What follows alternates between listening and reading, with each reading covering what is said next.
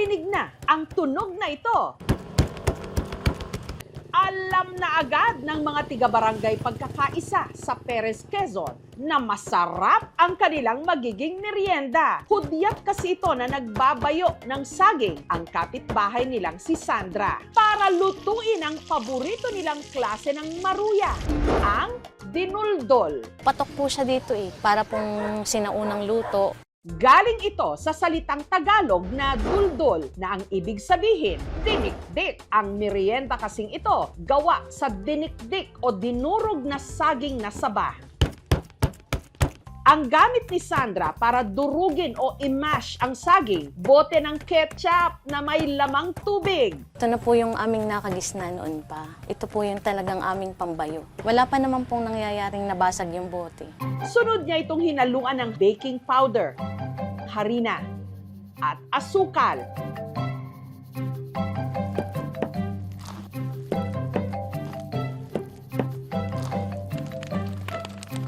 Lagyan po muna natin ng mantika para hindi dumikit.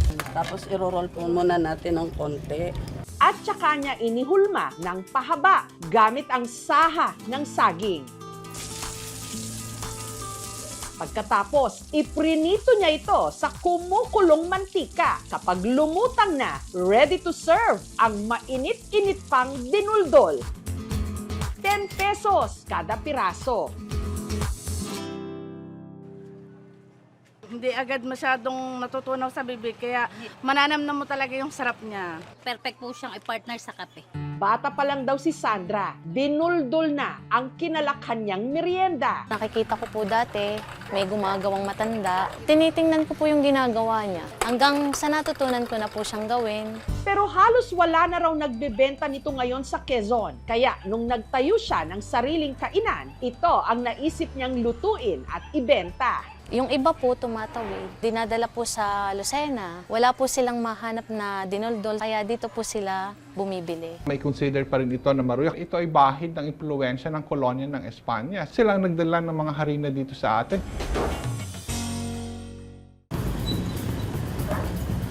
Ang paboritong merienda naman dito sa bayan ng Katanawan, sa Quezon Province pa rin, parang piyaya, pero manipis. Ito ang love na love nila, sinalab.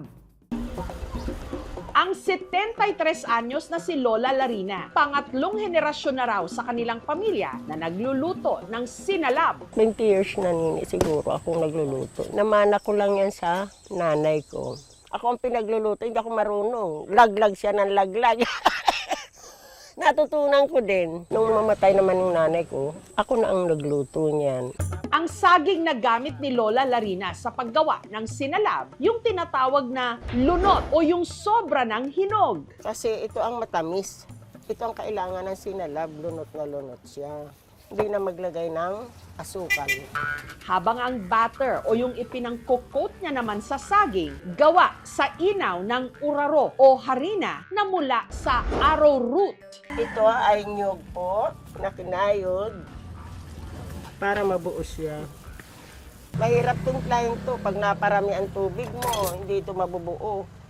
Ang sinalab ni Lola Larina, hindi sa kawali iniluluto, kundi sa magkapatong na takip ng palayok. Kailangan mainit siya para hindi dumikit ang inaw.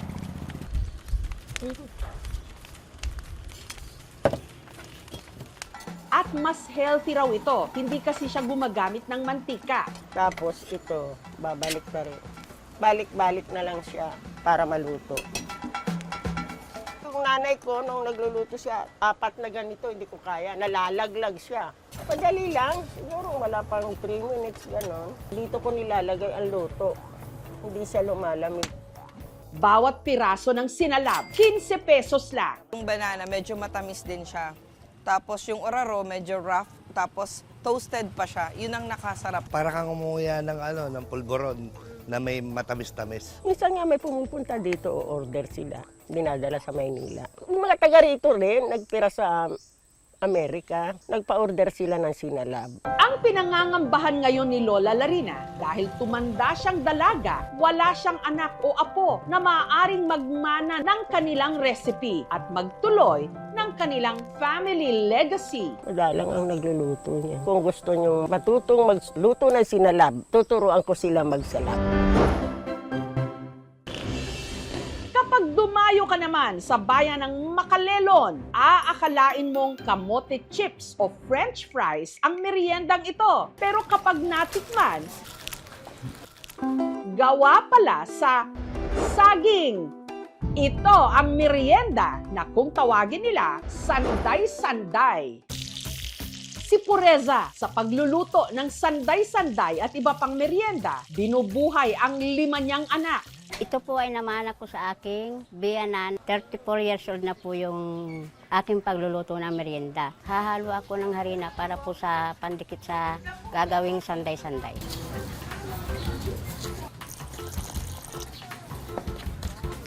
Ito po ay food color para po mas maganda ang kulay ng aking sanday-sanday. Sa ganito po karami, makakagawa po ako ng isang piling na saging. Mga 10 peraso. Ang mga saging na saba naman, hiniwa niya ng maliliit at pahaba.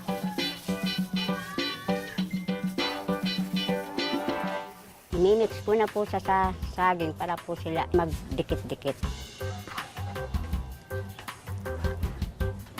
Lulubog ko muna po sa mantika para hindi po siya dumikit sa dahon.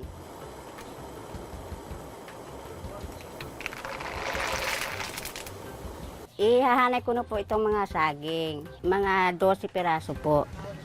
Pagkatapos, iprinito sa kumukulong mantika.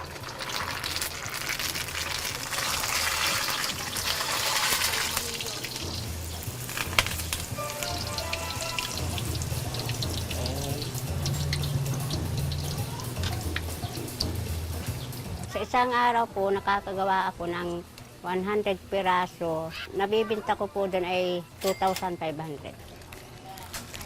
Ang tamis niya ay tama lang sa panlasa. Masarap kasi. Gigigil ako. Dahil sa mahigit 3 dekadang pagluluto ni Pureza ng sanday-sanday, ang pang-4 niyang anak gagraduate na ngayon sa kolehiyo. Dahil sa sanday-sanday, ay nakilala po ako ng mga tao dito sa bayan ng Makalelon. Malaking tulong po talaga sa akin. Pakiramdam po ngayon ay maalwa na po ang aking pagkakabuhay. Pinatunayan ng mga tiga Quezon na ang saging na saba hindi lang pang-turon o banana cue, kundi pangunahing sangkap din ng sari-sari pang mga merienda na minana sa mga kusina ng kanilang probinsya.